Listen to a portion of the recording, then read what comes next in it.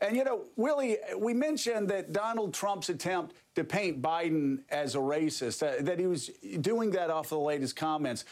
But we've been talking about this for a while on this show, that Donald Trump, unfortunately for his campaign, can't take Biden on so many issues because it always opens Donald Trump himself up to a more severe counterattack. Like, okay, let's just take the issue of racism. He's a Mexican. We're building a wall between here and Mexico. The answer is he is giving us very unfair rulings. Donald J. Trump is calling for a total and complete shutdown of Muslims entering the United States. But Trump comes along and said, birth certificate. He gave a birth certificate. Whether or not that was a real certificate, because a lot of people question it, I certainly question it. Look at my African American over here. Look at him. Are you the greatest? I don't know anything about David Duke, okay? I don't know anything about what you're even talking about with white supremacy or white supremacists. You wouldn't want me to condemn a group that I know nothing about. You also had people that were very fine people on both sides. The president using an expletive to describe Africa and Haiti. President Trump accused of reaching a new low, telling a group of progressive Democratic congresswomen to, quote, go back and help fix the totally broken and crime-infested places from which they came. Or, of course, we have, and we're going to get to all of this, we also have Donald Trump's attempt to say Joe Biden doesn't have the mental abilities to be president. I say he's not competent to be president. To be president, you have to be sharp and tough and so many other things. He doesn't even come out of his basement. Defeat the coronavirus, the coronavirus, surgical gowns. We have no contingency plan. Administer convalescent plasma and cefahide. So that's 1,870,000 tests. To use the Defense Production Act and the Defense Production Act, hydroxychloroquine and hydroxychloroquine. Remdesivir. I thank them for their unwavering devotion, immense pride, and the selflessness. The bravery of our truck drivers transfusing it into six patients very, very, very powerfully. So sick patients. I am confident that by counting and continuing, taking action to suspend and suspend. The internet made it so big. I'll show you some of the latest, just the data to the highest level of activists. I mean, if you take a look at Pierre Ricard, since 1917, which was the Spanish flu. 1917, the pandemic, like nobody's seen since 1917. Of course, Donald Trump, of course, saying that Joe Biden was too close to China. Joe Biden's policies put China first and America last. Joe Biden's entire career has been a gift to the Chinese Communist Party and to the calamity of errors that they've made. They made so many errors. Do you trust that we're going to know everything we need to know from China? I do. I have a great relationship with President Xi. We just signed probably the biggest deal ever made. I just spoke to President Xi last night, and we're working on the problem, the virus. It's a very tough situation, but I think he's going to handle it. I think he's handled it really well. If you can count on the reports coming out of China, that spread has gone down quite a bit. The infection seems to have gone down over the last 2 days. As opposed to getting larger, it's actually gotten smaller. China seems to be making tremendous progress. Their numbers are way down. Yeah, and of course, on January 24th, he tweeted that the American people were grateful to President Xi for being so transparent and doing such a good job on the coronavirus. Here's another one. On Monday, Trump's new campaign manager urged voters to judge the presidential candidates by the company they keep. I think you need to judge Joe Biden by the people he's surrounding himself with. At every step of this campaign, at every mile marker of this campaign, he is kowtowed to the radical left of his party. I think we're about to see the same when he chooses his next vice presidential nominee. He is a empty vessel of the radical left. It's how he won the nomination in the first place, and it's extremely concerning that he is a pawn of the radical fringe of his party, of the AOC wing of the party. Someone who was a member of the Trump administration's inner circle takes a stunning fall, pleading guilty in a Washington courtroom. Former National Security Advisor Michael Flynn today admitting he lied to the FBI about his phone conversations with the Russian ambassador. George Papadopoulos admitted to lying to the FBI in its investigation of Russian interference in the 2016 election. Special counsel Robert Mueller has obtained another guilty plea, this one from former Trump deputy campaign chairman Rick Gates. What the conservative Drudge Report described as Trump Hell Hour. His 2016 campaign chief, Paul Manafort, convicted by a jury on 8 counts at almost the exact same time that Trump's former lawyer, Michael Cohen, entered a guilty plea to 8 counts. So what does it say about Donald Trump that we have to take a break from talking about his impeachment and Rudy's criminal investigation at SDNY to tell you about another one of his associates and friends being convicted of felonies in federal court? Republican operator, Republican dirty trickster, Donald Trump's longest-serving political counselor, Roger Stone, found guilty today on all 7 counts brought against him.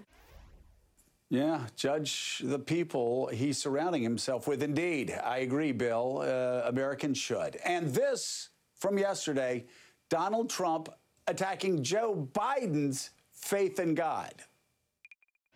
He's following the radical left agenda. Take away your guns, destroy your Second Amendment, no religion, no anything, hurt the Bible, hurt God. He's against God, he's against guns, he's against energy, our kind of energy. Hurt the Bible, hurt God. As Stuart Stevens said, his money's on God. But anyway, here's a reminder, by the way, of Donald Trump's own musings on faith.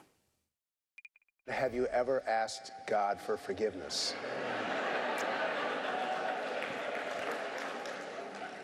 I'm not sure I have. I just go and try and do a better job from there. I don't think so.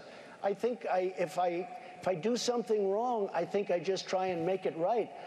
I don't bring God into that picture. I don't. You know, when I talk about the Bible, it's very personal, so I don't want to get into verses. I don't want to get into... There's no verse that means a lot to you that you think about or cite? The Bible means a lot to me, but I don't want to get into specifics. I hear this is a major theme right here, but 2 Corinthians, right? 2 Corinthians 3:17, that's the whole ball game. When you hold up a Bible, and nobody loves the Bible more than I do, when you hold up a Bible, you don't then put it down and go around lying and doing a lot of things that are wrong. Yeah, and of course, in the latest example of the president's show of faith, he ordered the clearing of peaceful protesters from Washington, D.C.'s Lafayette Park on June 1st in order to take this photo up, holding a Bible in front of St. John's Episcopal Church upside down, and as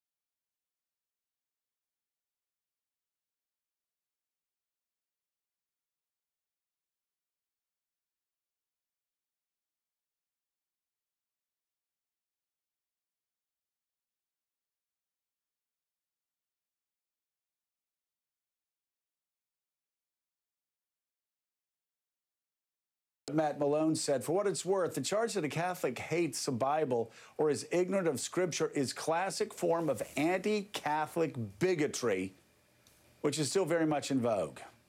And there's no doubt that Donald Trump exhibited anti-Catholic bigotry when he was attacking Joe Biden yesterday for, quote, hating the Bible.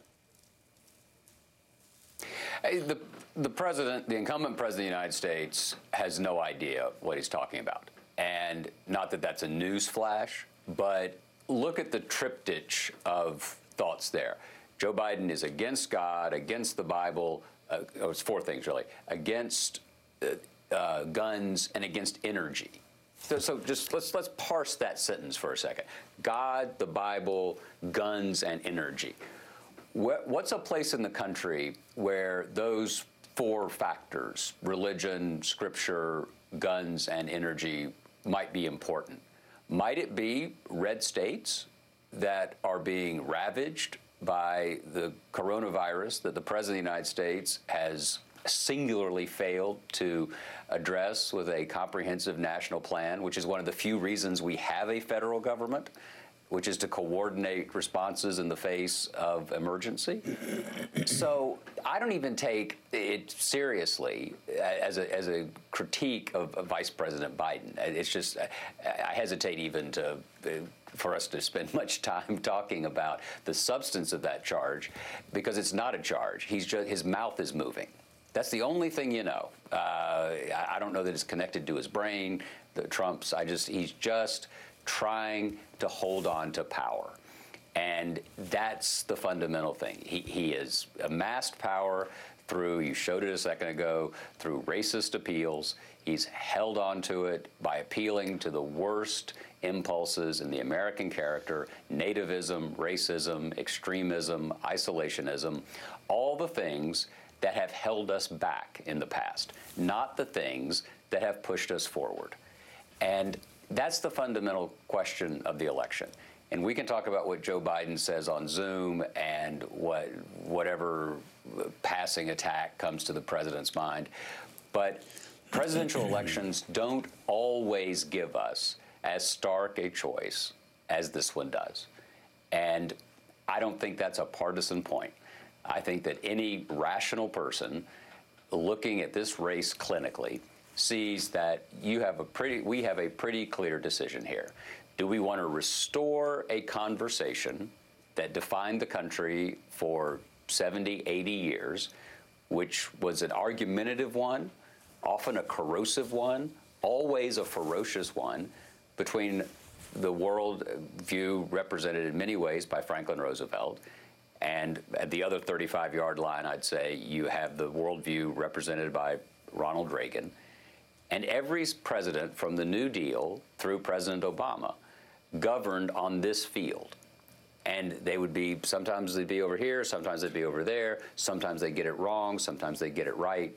But that was a coherent field. That was the American consensus. The American consensus is what we're going to argue about. What's so disruptive and fundamentally corrosive about President Trump is he invents things for us to argue about. He electively goes out and finds them. On the religious question, look, America, as we've been talking about for several months, has gotten a whole lot wrong about our sense of identity and our sense of inclusion and who has equal access to justice and to fairness and equality. One thing we have largely gotten right is religious liberty. And as George Washington said in 1790, the point of the American experiment is that we should give to bigotry no sanction, to persecution no assistance. And he quoted Micah saying, every man should be able to sit under his vine and fig tree, and none should make him afraid. That's one of the best things about us. You start saying people are against God, and you are once again careening off a basic path that we should stay on, which is to, and get back on, which is to try to be not only a great country, but a good one. Yeah, and you're right. It's not between those 35-yard lines represented by FDR on the left and Ronald Reagan on the right. He's doing, and I'll bring up Anne Applebaum's book again, and so tell everybody that if they want to understand what's going on in America, they should read Anne's book. But she discusses Hungary, where Hungary is an example of Orban, who has gained almost absolute power there. He's taken over the press, driven any voices of dissent out of the country for the most part. He does so by creating conspiracy theories about George Soros and invading Muslim hordes. Of course, there are no invading Muslim hordes in Hungary. It is a complete fabrication. It is a set of alternative facts, and that is the choice that we have this fall. Donald Trump, day in and day out, creates alternative facts.